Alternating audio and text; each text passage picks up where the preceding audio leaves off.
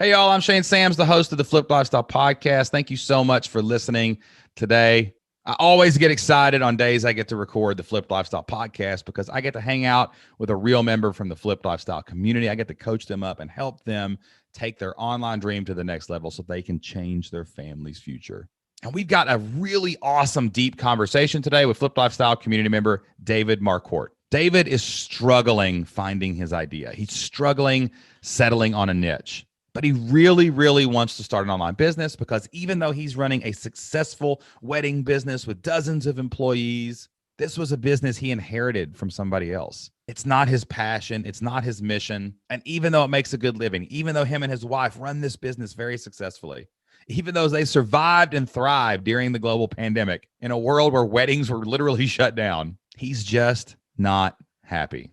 Have you ever felt like that? Have you ever felt like grateful that you had a good life, thankful that you had a good living, but you just couldn't put your finger on it? You're just not happy with what you're doing. It doesn't light you up. It isn't filled with passion and purpose, or maybe it's taking you away from other things in your life you love. Well, that's where David finds himself today. He discovered us a couple years ago in an interview we did in Forbes, and he's been listening to the podcast since, just stirring on what else is there? What could I do? Could I do something online? Heck, if these kids from Kentucky did it, I can do it. And he's finally ready to take action. But he's struggling with things like imposter syndrome. He's afraid to put a lot of time into something in case it doesn't work. But he knows he's looking for purpose and joy and that the struggle will be worth it in the end. So today, I'm going to help him get closer to his niche, get closer to that mission that's going to light him on fire. Help him figure out those passions that he can use to fulfill his mission and find purpose, joy, and happiness in his life. Now, look, I know a lot of you are struggling with these same things. It can be very, very hard to take your next idea, commit to it, and go out and put it out into the world. But I know this conversation with David today is going to be a blessing for you.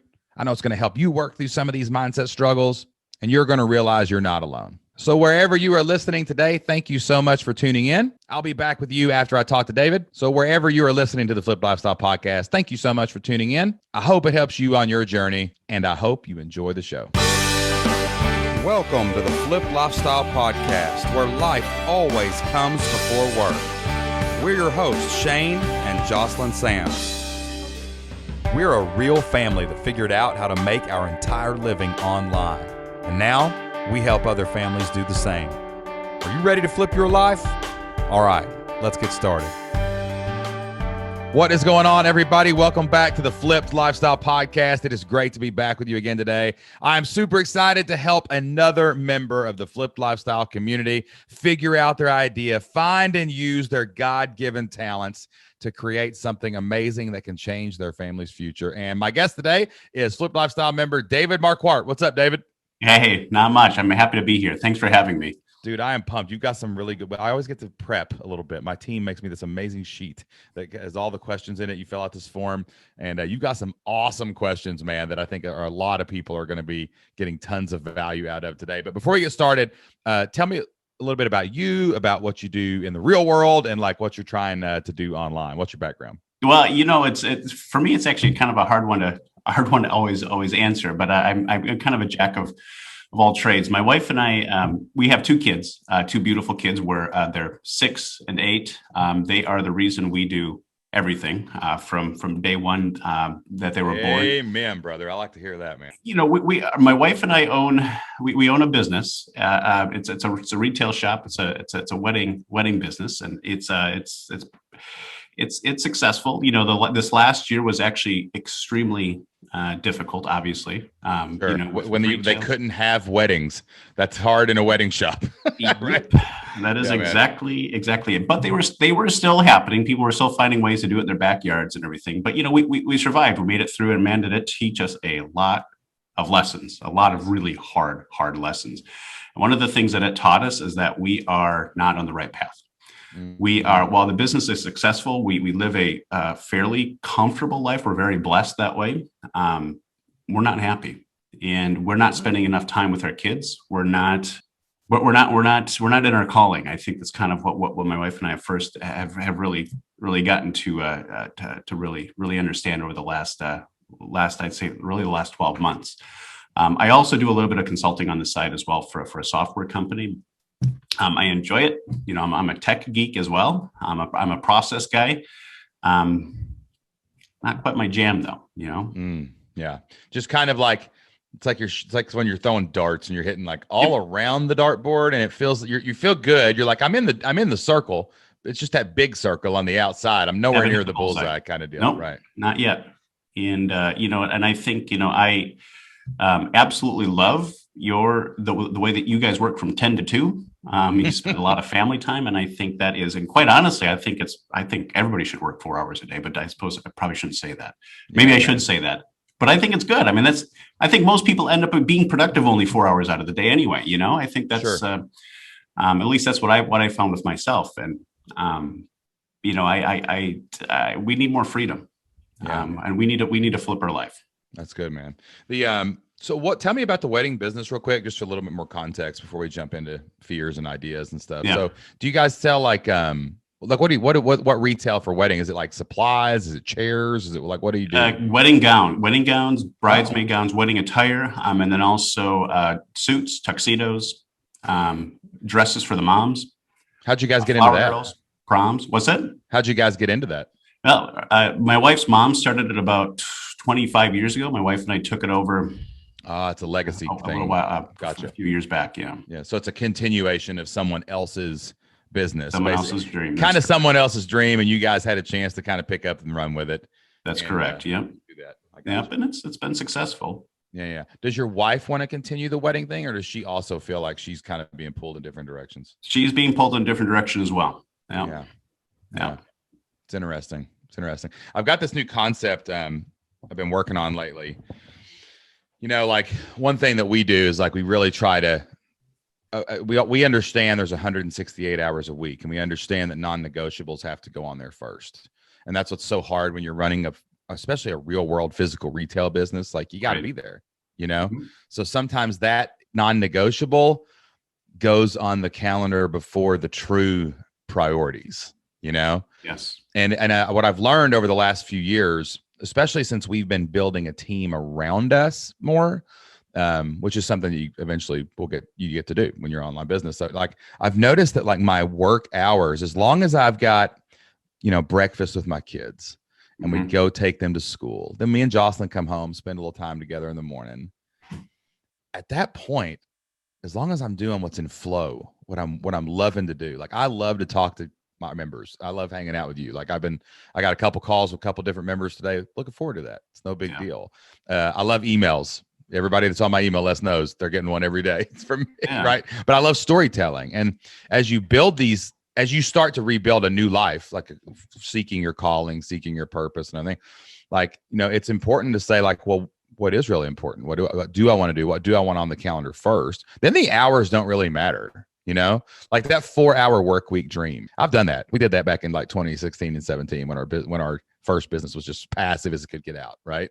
And it got boring, dude. It got so boring. Like, cause you're just like 4 hours. All right, fine. We get to work 4 hours. What are we going to do the rest of the time? Right. I believe it. Man. So that's why we've kind of come up with this concept of 10 to 2 is the core. You can expand out to 9 to 3. Like, and if there's things you love, you can put those on the calendar anytime you want, as long as it doesn't, you know, knock you off the track of getting Anna Jo to cheer practice or taking eyes at the MMA or whatever. The important stuff. Yeah, man. So what hours are you working now? Well, it's, so we 9 to 9. No, you know, it depends. It depends. It was,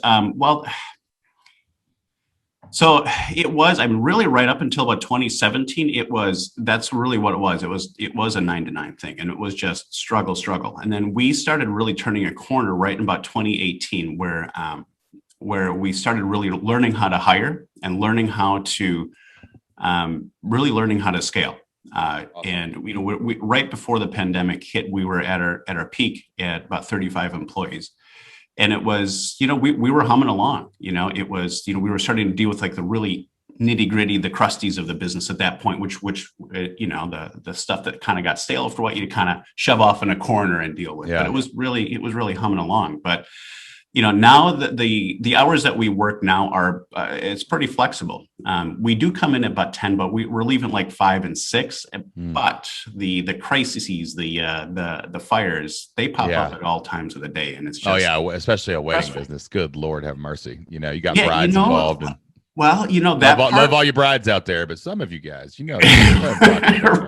That part we've actually gotten really good at, believe it or not. It's the staffing. It's difficult, especially in this right before the pandemic. The unemployment rate was at a historic low, and now it's a very different story actually coming out of the pandemic.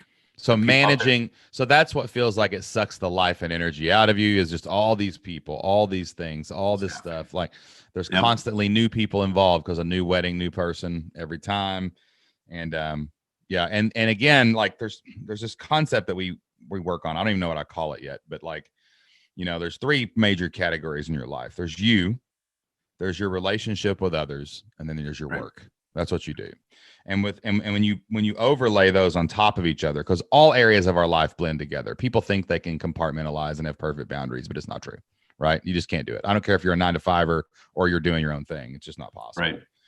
But where work and you overlap, there should be passion. Like you have to be passionate for what you're doing. Like I think you use the word calling, but I think that's calling, passion, like you feel drawn to it. Yeah. So even though the business is successful, even though you're doing things, you took the baton from somebody else. There's no passion, right? And like as you're leading this team that is necessary and you built correctly, which will serve you really well when you go online, it's still not your mission. That's not your mission in life that you have chosen. Like our mission is to help people, like families, right, do this. So like that, you're missing that out. So even though you've got some of the pieces in place, it just doesn't. It's a square peg. It's a round hole, and you just can't do it. I hear that so much, man, with self-employed people who are not pursuing the online business. They just pursued a business that can make money, like a restaurant or something, Right. And you just hear that misalignment a little bit and get you out of whack. So you've got this online dream. We were talking off air a little bit, like you heard our story in Forbes, and you were like, these 2 people did what? They're from Kentucky. God, if they're from Kentucky, I can do this. Anybody can do it, right?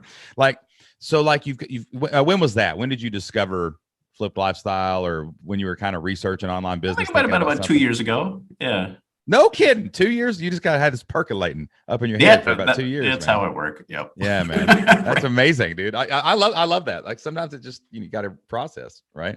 So like now that you want to go online, what's holding you back? Like what's the mindset issue? What's the fear? What's the external obstacle? Like what are these things that are keeping you from taking that leap? I mean, you clearly know how to build a business, dude.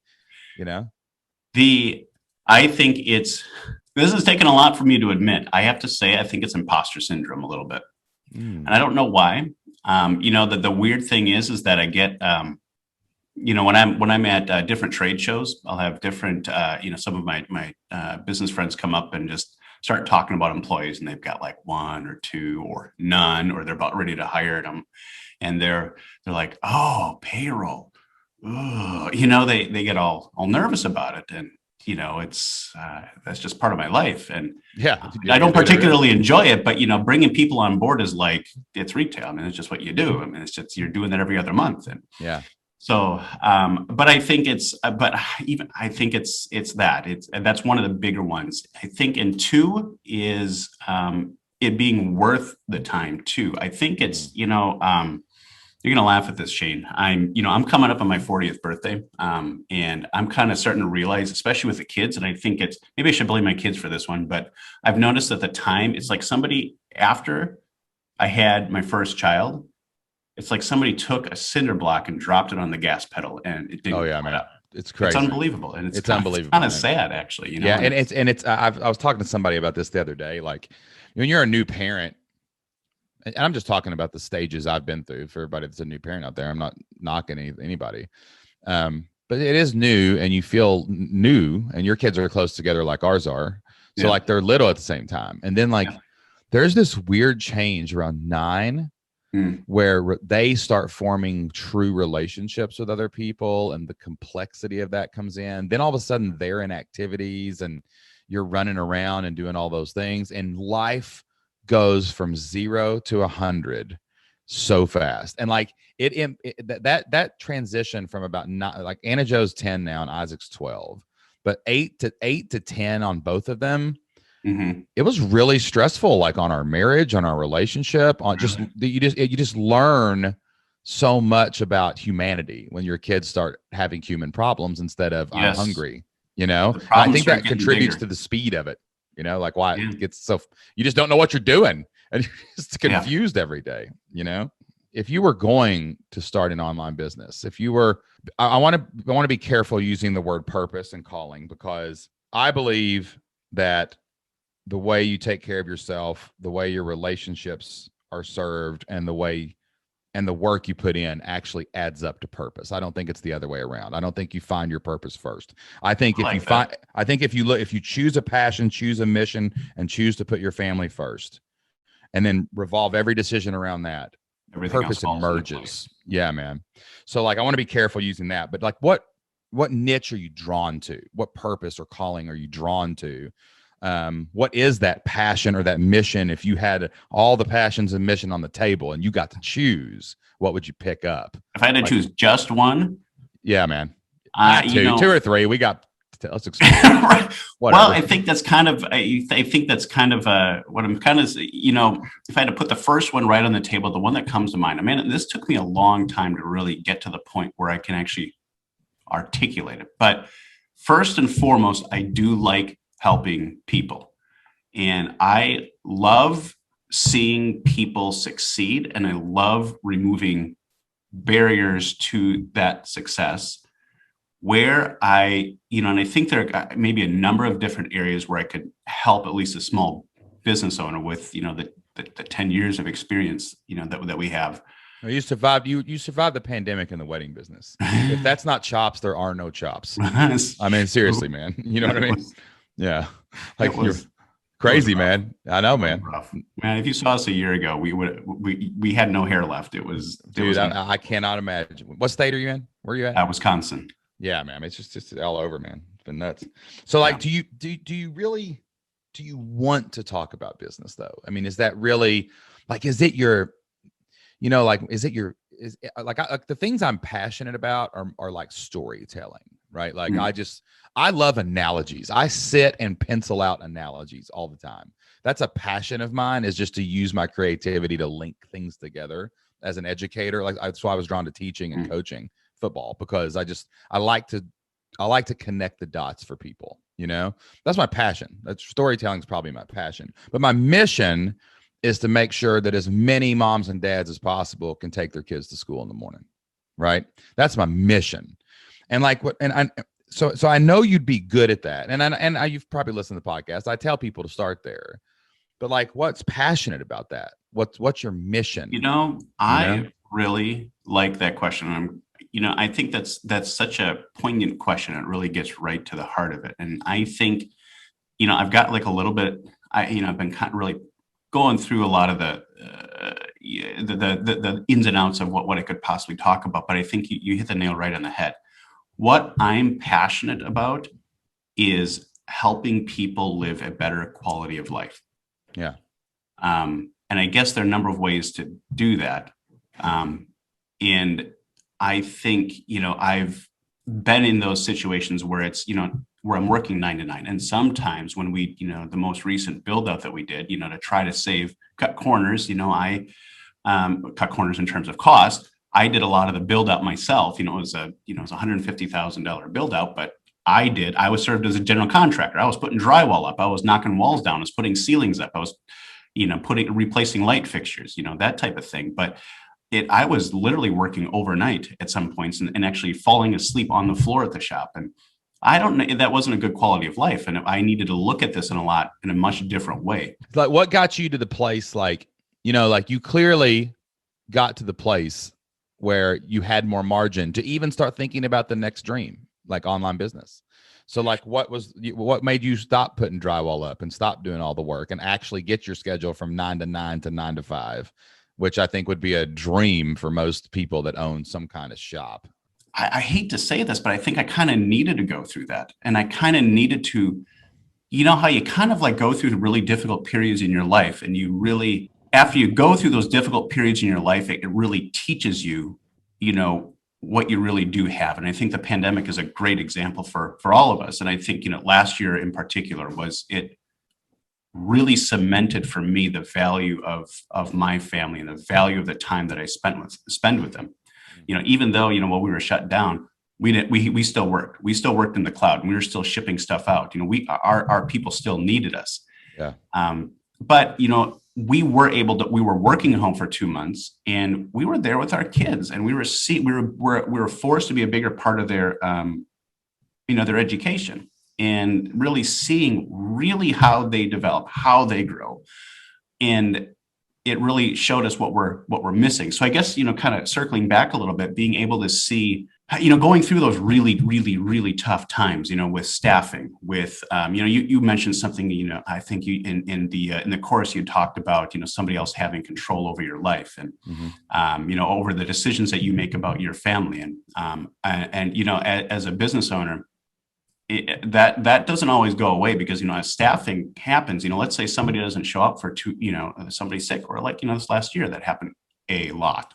Yeah. You know, we were forced between, you know, there are these competing ideals, and we got to put food on the table, but people also they're sick, or we have to protect our staff and they got to quarantine. Yeah. Or you're quarantined. Yeah, right, exactly. Right. You know, what do you do? And so I think it's, you know, I think that's really it. We kind of had to go through those difficult times to really be able to truly appreciate that. And I think honestly, one of the things, it's kind of been chipping away. And I think one of the things that really tipped us over the edge, or at least me in particular, was seeing your story. And it was very relatable. I grew up in I guess this is kind of hard for me to admit a little bit, but I grew up in a place where it wasn't uncommon for us to have like maggots in the carpet.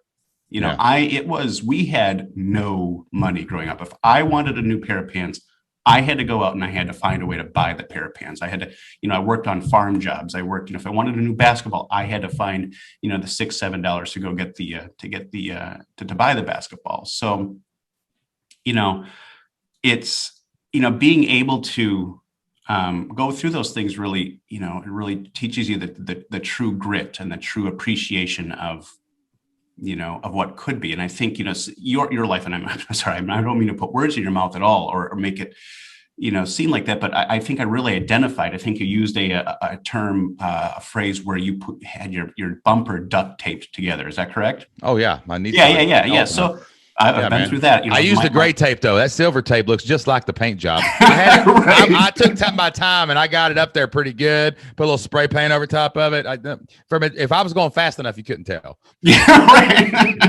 right. Or just the right color, fix my bumper. Right time of the day, that, you know, if it was like dusk or something. Yeah. Only drive when the sun's shining from the east. And right. Reflect off of it or whatever. Yeah, man. I get it. And I mean. There's a lot of different things that you could go down that rabbit hole, but like, it's interesting you're talking about. So you're like, you've developed this passion because you've been on the other side of it, the 9 to 9, and then you figured out through the pandemic of spending more time with your kids, and now you've got this. Okay, as we emerge from the pandemic, we've kind of restructured everything where it's like, this is a normal job now, and we have employees. This is ridiculous. Yep. So you can spend your time with your family and think about future and all that stuff. Like imposter syndrome is an interesting thing there. Like I mean, if you're passionate about families, let's say you're passionate about retail people having more time with their families and not struggling financially like you did trying to find the basketball and the pants, right? That's great. That's amazing. That's cool, right? And then if you're, or that would be your mission. That wouldn't be like a passion. That'd be your mission, is to like help liberate small business owners from the bondage of the clock and 9 to 9, right? That's a powerful mission. It's really good. But like, you've been doing this 10 years. I mean, there's no reason to have imposter syndrome. You know what I mean? Yeah. Because because remember this, sometimes it's easy to put this in context. Like, anyone who is working one more hour than you on the planet on their retail business is behind you in their journey. That's it. And I promise you that that's true. Anyone with one less employee than you is behind you in your journey. If you got 35 people through seasonal and all, whatever you're doing, like, anyone with 34 or less is behind you in your journey. It's not, that's an empirical fact. It's a measurement. It's like, there's not an opinion. The distance between Chicago and LA is what it is. Like, we measure it in miles, and like, that is the miles you are ahead of other people. So like, that's where you have to draw your impact from, like, when I was a football coach, we turned a couple programs around, and like, but my first year as a head coach, I was 0-10, but I figured out how to go 2-8. I figured out how to go 3-7. I figured out how to go 5-5. Then I went 6-4. Then we went 8-2. We made the playoffs for the first time in history. You know what I'm saying? Like, right. 2 schools I was at, we competed in the playoffs for the first time in school history. Right. So it's like, anyone that hasn't figured that out yet, anyone that's been struggling for a couple years and they're 500 or less, anyone who's never won 8 games, those are all people that are behind me, and my stuff can help them. That's true. So you should just eliminate the imposter syndrome. I don't think that should even be anywhere near the equation, because you clearly, I mean, again, you're in the wedding industry and you survived the global pandemic of no weddings. So that, I mean, anyone who went out of business, anybody who is struggling right now to emerge successfully from the business, you're cool, man. If that's what you want to do, if that's the pursuit, that would be it. Now, there's a couple of things I know. I wanted to highlight some words in your form here. What are fears, mindset, obstacles holding you back? You use the word liability, right? Mm-hmm. And a minute ago, you just said you were like, fear of investing lots of time into something that may not work. Yeah. So there's risk of failure there. Why the word liability? And then we'll talk about the risk of failure. We'll talk. Yeah. Good question. Why the word liability? I guess kind of the idea that I'm kind of throwing around is, onboarding people. That's something that costs a lot of money, particularly in retail. And it's something where it can creep up on you, because, time is money. And if you're spending time constantly training people, but you're not taking time to actually, grow the business, you're just throwing money away doubly or quadruply in some cases. So I guess it's kind of like, we've gotten to a point where interviewing is really, it's a very conversationally, fluid process, that, it really just flows. And I don't know if everybody can really do that, and, or know all the, ins and outs of what what you can ask and what you can't ask inside an interview, or, or anything else. I guess maybe it's just kind of, I guess as a business owner, there are these just really weird things that just pop up, and you're like, no kidding, that's a thing. I didn't know that I had to be worried about that, or it's something of that nature. So I guess maybe it's a little bit of the fear of the unknown. But are you worried that you won't tell someone something and they'll do something wrong? Yeah, they'll get mad at you and sue you or something, or right? Hey, this guy told me that I'm supposed to ask this or something like that. Yeah. I think that's kind of it. Yeah, it's. I mean, I see what you're saying, but it's kind of like, one, onboarding is completely automated in an online business. Like, like if you go try to build a sales page in my community, you're going to watch a video to how to do it. You're going to print the checklist and you're going to build your own thing. And I learned this concept when I was a teacher. This was a powerful thing, actually, as a football coach. I always would walk in the basketball gym at the school I worked at, and the basketball coach was always sitting over on an exercise bike at the corner, just like riding his bike in the mornings that they had practice before school, right? And he was just sitting there for like the first 30 minutes riding his bike, reading a newspaper or something. And the kids were like dribbling and shooting and putting free throws, and they had like a list of things they were supposed to do. You know what I mean? And I went up to him one day and I was like, "Why do you do that, man? We're so structured. I'm always like, in the practice and doing the things from the minute we stretch to the minute we're out of it." And he's like, "Well, that's stupid." I'm like, "Why?" And he's like, "Look, I told them what to do and I showed them how to do it the first day. All they're doing now is reps. So why would I be walking around the whole time with reps? This is just, I want them to shoot 1,000 free throws this week. Okay. I'm not going to sit there and stare at them shoot 1,000 free throws. They're just going to do it. Right. And then we'll have a day where we'll all meet and we'll talk about shot, and then they'll go back and they'll correct their shot and they'll do all those things. And I learned a very powerful lesson there. Like, Like they have to do the reps. Like you can't possibly download 10 years of experience in the retail business to someone in any course. You couldn't train someone for 100 hours in a month and download everything that you've ever taught them. But what you can do is you can teach the fundamentals, right? And then you can let them go take the reps. And then when the kid comes over to you after shots and he says, Coach, man, I shot 100 free throws today like you told me to, but I missed 60. Why'd you do that? Now I can answer your question because you did the reps and you have the questions. And that's how mentorship and leadership in the teaching space and the self-knowledge space works. Like I'm here to show you the 80%. Like these are the fundamentals. If you don't do these, you won't win, right? But if you follow the plan and you apply it to your individual shot or situation, then you'll have other questions, right? Right. And then on top of that, dude, I mean, you protect yourself with disclaimers and insurance. I mean, it's just like any other business. You've got liability insurance in case somebody knocks over the dress stand and breaks their neck, then it's fine. It's just like any other business out there, you know? True. Yeah. So you got to be we can sometimes invent huge ghosts. We go immediately to what if someone sues me? What if they don't? Right. What if you go 10 years and nobody, fine, 50 years and nobody sues you? What if they do? I suppose the odds are probably greater that they won't. I would say yes. I would say definitely. Probably yes. Right. Yeah. And we just have to always protect ourselves. And you signed a thing in the community that tells you we don't guarantee results. We're telling you everything we've learned from the best of our experience and coaching 4,000 people on the internet. That's what you're learning from me and Jocelyn. Now, does that apply to every situation perfectly? Nope. Are there people that do exactly what we say and fail? Of course they do.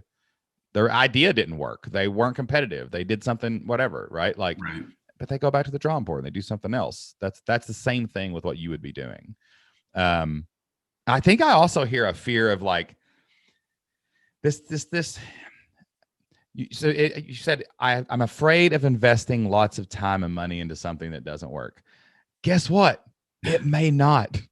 It's true. Dude, you may put 3 hours a night for 100 nights in a row, launch and get not a single member. That's okay. That's fine. You learned something, why it didn't work, and you'll just go try it again. I wake up every day with this understanding. Flipped Lifestyle could fail. It's not yet. It's been awesome, but it could totally fail. Something could happen. I could get out of touch with the marketplace. I don't know what could happen, but I wake up every day knowing that this is a risk. When we hire new people, man, we got full payroll too, man. We're paying tens of thousands of dollars in payroll every single month to our team. I could do my money wrong and it could fail and it would be my fault. And that's I mean, that's the thing. Right. But I know this, if I don't put the time and money in, it will never succeed. That's the true thing. You may fail. You may, if you try. True. You won't succeed if you don't. What is that? Wayne Gretzky? Sounds like Wayne Gretzky, right? Yeah, right. You miss every shot, or maybe that's Jordan. I don't know what it is. Whoever that was. Yeah. Right. Somebody was swinging at a bat or shooting a basketball or hitting a hockey puck. It's true. It's we did a thing. I did a promotion this weekend. Thought it was a great idea. It was like a bonus thing. I put in a bonus and had this great gimmick. It was like the Kentucky Derby was this weekend, and so I've always been infatuated by the Kentucky Derby, growing up in Kentucky, and I always saw Millionaires Row. It was this, it's like this terrace where all the actors and queens of England and all these people sit, and we've got this product called the $1 Million Membership Funnel, which is like our sales funnel, basically how we've created all of our businesses, and we've had we're going on our third business that'll hit $1 million in revenue. Right. Oh. So it's our rubber stamp. This is what we do every time. And I got this course. It's our foundations course for that thing. And I thought, this is great. I'll talk about Millionaires Row, and then I'll talk about the $1 Million Membership Funnel. I'll include it as a bonus. We usually charge $200 just to get the first course in the series, in addition to the community, blah, blah, blah, blah, blah. Yeah, one person took it. Dang it. And I'm I thought it was going to be a huge, huge bonus, and we'd get 30, 40 new members and whatever. I don't know, but I know this. If I hadn't have sent that email, I wouldn't have got one member. It's true. I wouldn't have got that one. So, I mean, this is a common problem with people who have businesses that are real world based or good jobs. You're afraid to lose what you've already worked so hard to build, right? And you've got this thing figured out, and it's daunting to worry about figuring out the next thing, you know? And you just have to, you just got to do it. You got to do it. And, you know, ask yourself, what's the worst thing that can happen?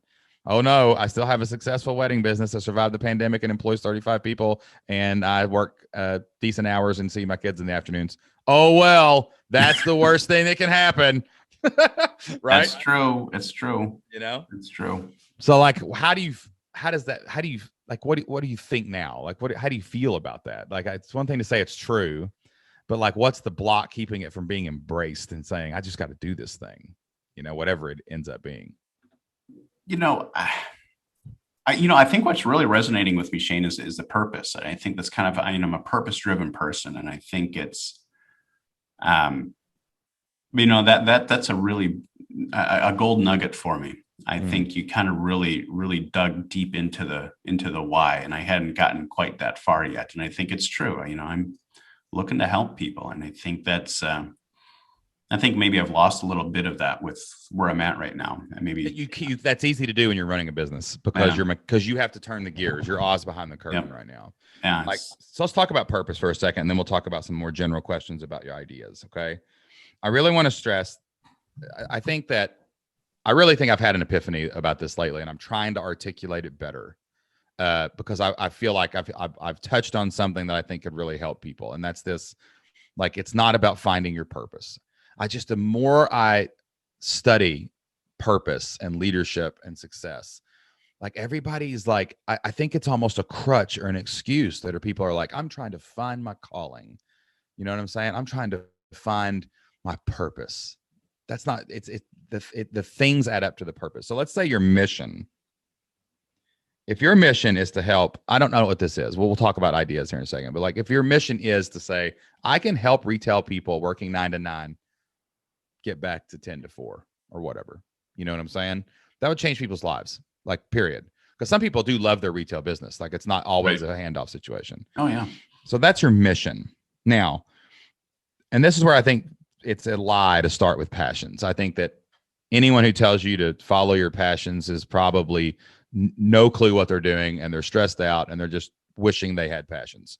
Because that advice feels more awful every time I hear it every year in this business. Yeah. Like, my passion is walking down the beach. You know what I'm saying? I just love walking down the beach and looking at sunsets. You can't make a living doing that. And you definitely won't change anyone's life taking that picture of that sunset on Instagram. Right. However, if you do have a mission and you can accomplish your mission with things you're passionate about, that's the work that you put in.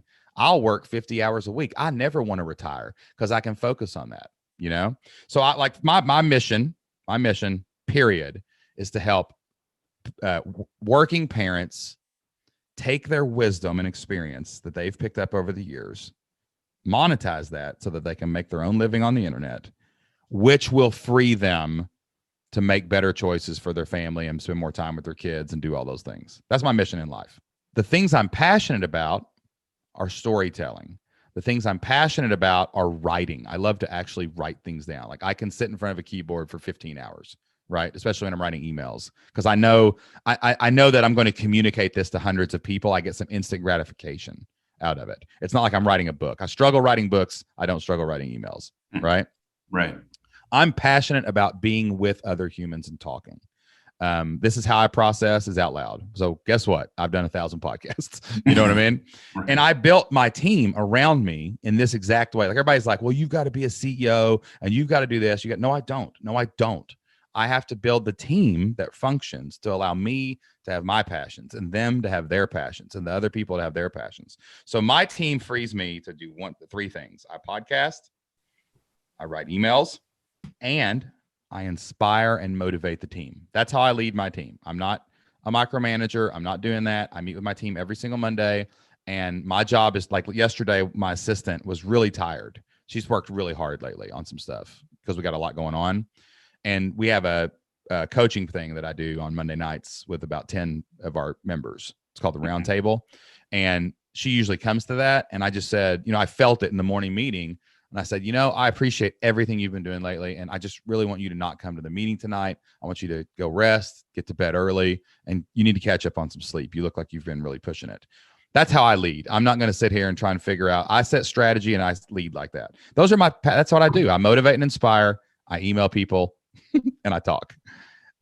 That's my passions, man. I could do this for the rest of my life. I could be 90 still sitting here talking to you, and that's good. And it supports the mission. The mission I chose came first before the passions. You just figure out how to fulfill the mission with your passion. Now, all of a sudden, if I can fulfill my mission with my passions that I have chosen, things, God-given talents and experiences, just like the tagline says, and I'm putting my family first, right? They go on the calendar first. My kids, my wife, me, we go on the calendar first. All the other white space I can fill in, and that becomes purpose. Then you get the purpose. And you got other ways. There probably it frees you up to find other ways to support that mission. 100%, 100%. Now, how a business works, though. In the first year or two, there's a big bubble behind passion called work. Right. And that might be things you are not passionate about. You know what I'm saying? Right. Like, I am not passionate about scheduling. I am not passionate about being on the back end of my podcast and editing and doing all those things. I can do them, jack of all trades, right? But I don't want to. I have no desire to do that stuff. But my editor, when I just did her evaluation a couple weeks ago, and we were meeting, I'm like, tell me what you love about your job. And she goes, I just love the editing. I would say I can edit for 18 hours a day. I just love when you send me a podcast and I get no kidding. And like, that's her thing. And I found someone who loved that thing, So you just, and like my assistant, she's going to laugh when she hears this, because I make them listen to every podcast, but like we figured out real quick. I hired her because I knew she was talented. I didn't really know what she was going to do. But when I interviewed her for another job, I was like, I'm just going to hire you and I'll just build your job as we go.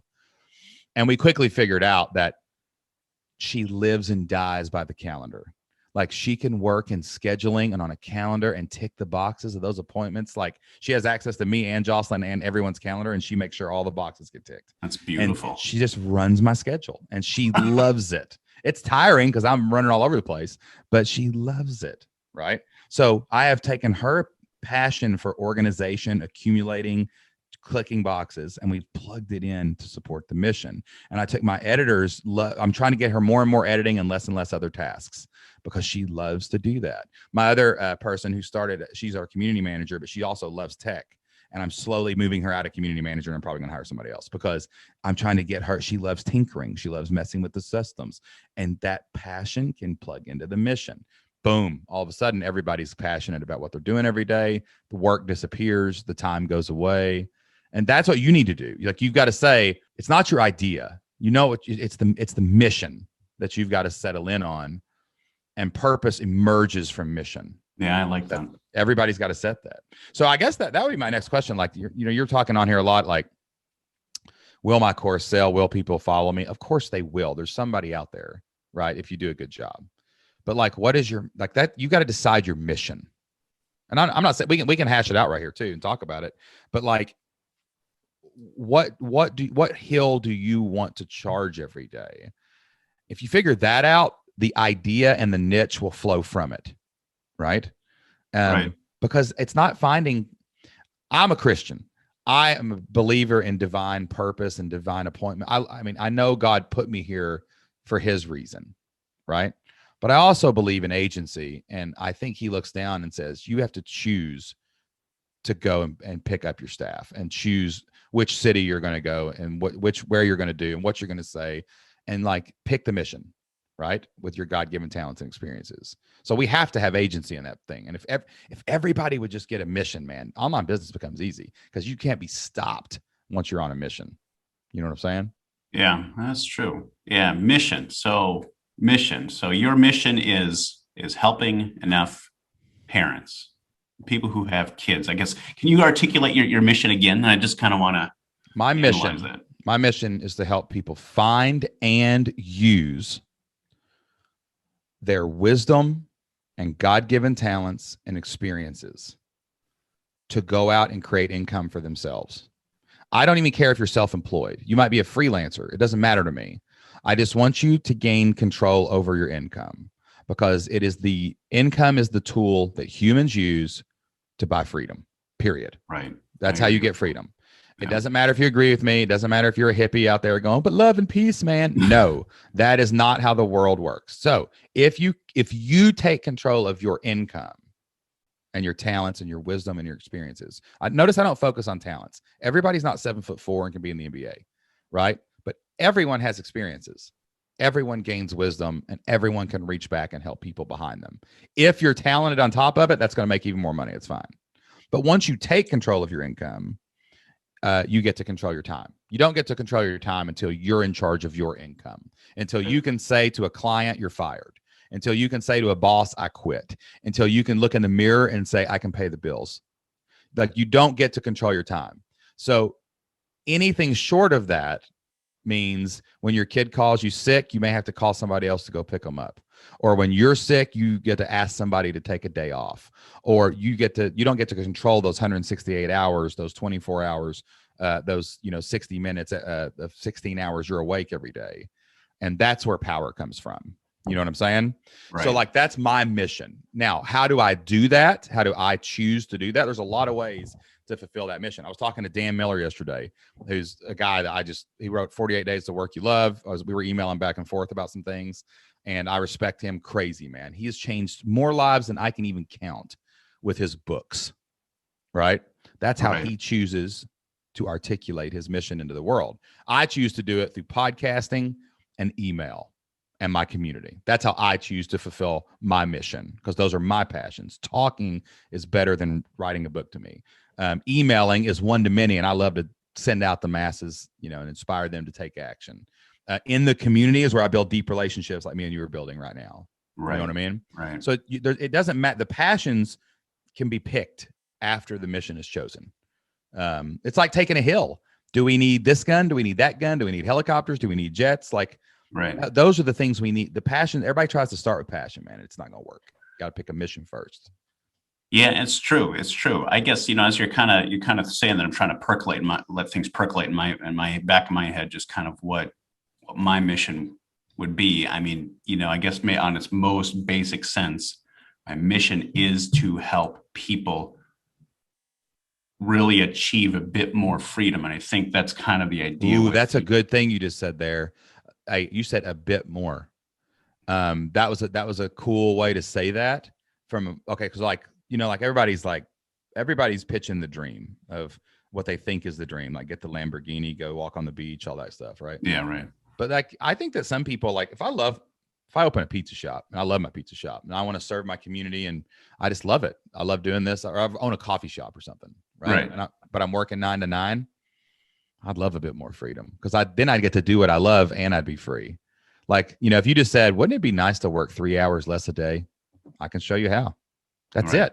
That's a crazy good result for some people, man. Like, wouldn't you love to have 15 hours a week of your kids back? That'd be cool. Yeah. Yeah, that's it, man. Crazy. Well, I think I noticed this in many places, not just in retail, but in a lot of different businesses. You were making the analogy with the basketball coach who, they're just doing their reps, they're doing their drills. They have a checklist, they know what they're supposed to be doing. And I think I know it's simple, and it's not simple is not always easy.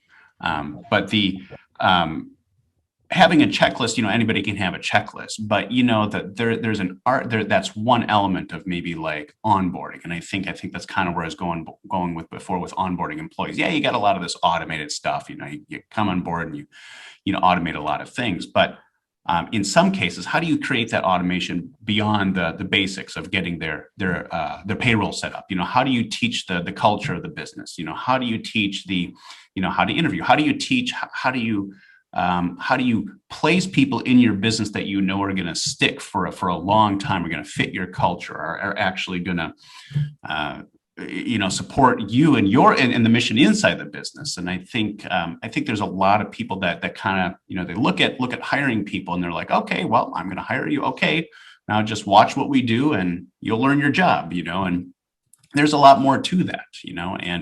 And do you know how you teach people? Do you know how you teach those things to people? One course at a time, one question at a time. And what you can never do as an online business teacher, as an educator, as a leader, I'm not here to teach you what I do, David. I'm here to teach you what I did. And what I did on the first day of my journey was sit down on Google and find an idea. And that's the first course I created was how to create an ebook on your idea. And then the next month, somebody asked me an interesting question. Hey, what does a good sales page look like? I'm like, oh, well, mine works. Let me show you that. And then that course ended up in the Flipped Lifestyle Blueprint. What you see today inside the Flipped Lifestyle community, which is insane. Like I don't even know how many courses. I've lost count how many things, everything you can imagine for online business is in there, but it wasn't then. Right. And you will never be able to teach them everything that you know. You know what I'm saying? So like it's that's why we build the membership community in the way we do. The best way to get results is to teach people fundamentals. And then when situations arise, have a mechanism where they can get an answer. So how does our community work? You have the Flipped Lifestyle Blueprint, which answers a lot of questions. I have over 1,000 Q&As that we've answered that we've cut up into individual courses, and my team finds answers for you when you need them. So that's one way we answer questions. You can always ask questions in the forums, and a lot of other people can chime in. Plus, we have Q&A. So like I know that I still get questions every Q&A I've never heard. That's okay. Accept that. You can't teach them that. But what you can do is you can decide to get them the first result. Like if you could be like, I'll show you how to hire a really good person. And because if they hire one person, it's probably going to free their hours up. Right.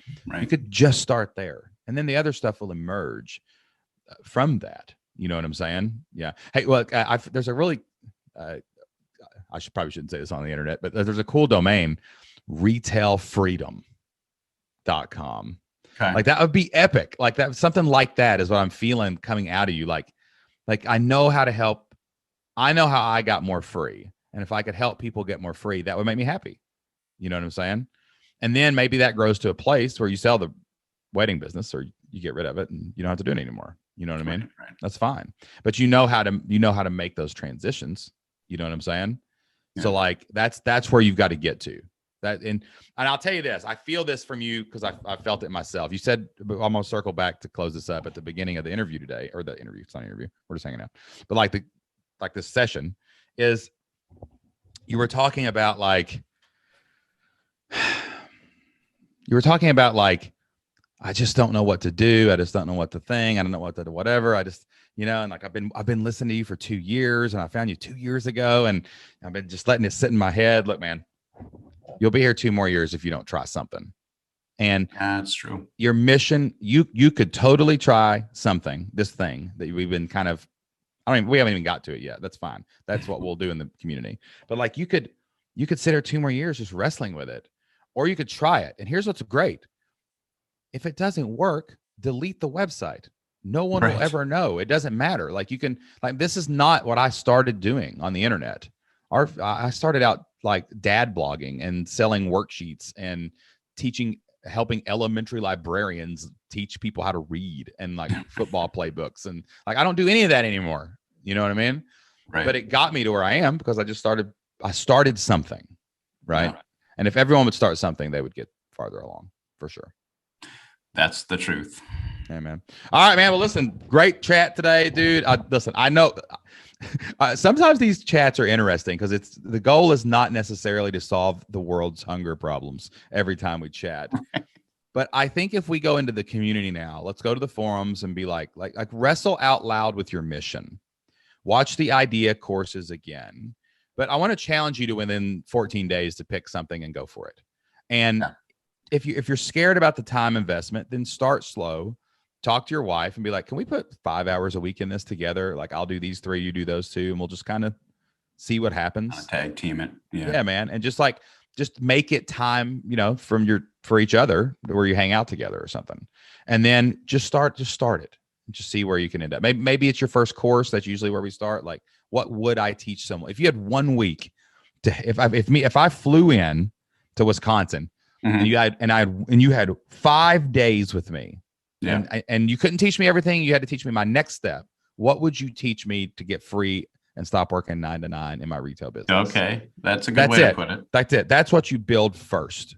And then you promote that and see if it gets any traction. Yeah, I like that. All right. Just break it down into bite-sized pieces, man. So, hey, man, this was a great conversation, David. I want to thank you so much for being on the show. And I know sometimes it's hard to be vulnerable, and and I'm like, hey, come talk to me in front of thousands of people. It'll be fun, right? But man, what a great conversation. I know that this was really deep, and a lot of people are going to get some value out of that. So, as always, man, we appreciate your transparency and vulnerability, and just being able to come on the show and share with everybody today. Well, Shane, thanks to you and Jocelyn. I really appreciate your advice, and you guys have a wonderful course. All right, guys, that wraps up my coaching session with David. Man, I hear that so many times, guys. Imposter syndrome sets in right before you take action. You struggle looking at different ideas and different niche markets. Sometimes it can be hard to even get started. But if you'll focus on that mission, if you'll focus on your God-given talents, wisdom, experiences, it'll help take away the fear, take away the anxiety, and give you the courage and strength to take action and go out there and build something amazing online. If you're struggling right now figuring out your mission, if you're struggling coming up with an idea for your online business, something that you can really be passionate about and has a great chance to give your family an amazing future, we have all the trainings and resources you need to do just that inside the Flipped Lifestyle Blueprint. When you join the Flipped Lifestyle community, you'll get full access to the entire Flipped Lifestyle Blueprint. That's our step-by-step A to Z program that shows you exactly how we started, built, and grew our online businesses. You'll also get access to our community forums where you can come and talk to other members, talk to our team, talk to me and Jocelyn. You can hang out and hash out ideas. And we also do 2 live member calls a month where we answer your specific questions so that we can help you flip your life. Now, we're not like these other people online that require thousands and thousands of dollars investment just to get in the door. We let everybody that wants to start their flipped lifestyle journey try our program for $0, absolutely free for 30 days. All you have to do is go to flippedlifestyle.com/free. That's FLIPPED lifestyle.com/free, and you can start your 30-day free trial today. Now, don't be like David. Don't hear this podcast and put this off for 2 years. The best time to plant a tree was 100 years ago. The next best time is today, and I'm glad David is doing it today. But I don't want you to wait. I don't want you to put off your family's future another second. Head over to flippedlifestyle.com/free and let us help you find your mission, find your passion, find your purpose by starting, building, and growing an online business today. All right, guys, that's all the time we have for this episode of the Flipped Lifestyle Podcast. Man, I had a blast going deep and getting a little philosophical today with old David. But I know those are the struggles that we've got to overcome if we're ever going to succeed in the work of being an online business owner, of being an entrepreneur. Mindset is what holds most of us back, and nothing will help you get over those mindset obstacles like a mission that you can get on fire for, because you're going to go out and do everything you can to see that mission succeed. Now, before I go, I always end every episode of the Flipped Lifestyle Podcast with a Bible verse.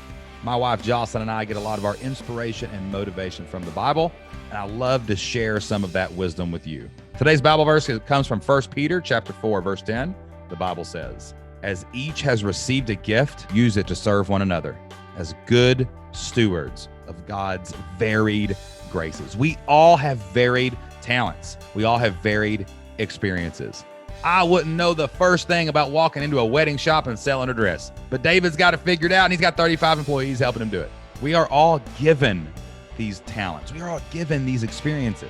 We're not supposed to hoard them and just keep them to ourselves. We're supposed to go out and be a good steward of God's varied graces. We're supposed to use them and invest them and go out into the world and help other people with everything that we have learned. And I want to encourage you to do that. Take your God-given talents, take your God-given wisdom, take your God-given experiences. Steward that well. Put it out into the world. Help other people. Serve other people.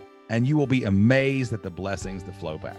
All right, y'all, that's all the time that I have for this week. Thank you so much for listening to the Flipped Lifestyle Podcast. If you have not done so yet, please go leave us a 5-star review on Apple Podcasts. Subscribe and follow us on any podcast player you use, whether it's Spotify or something else. And if we bring value into your life every single week, we'd be honored if you would share a couple episodes on your social media, or heck, just tell a friend about the show. I'll be back here with you next time. I can't wait to serve you again. Until then, get out there, take action, and do whatever it takes to flip your life.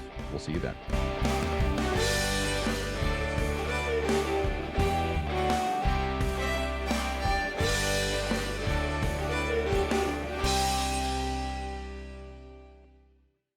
Hey, how'd you find out about Flipped Lifestyle? I think the first time that I heard it was, or saw it was on Forbes.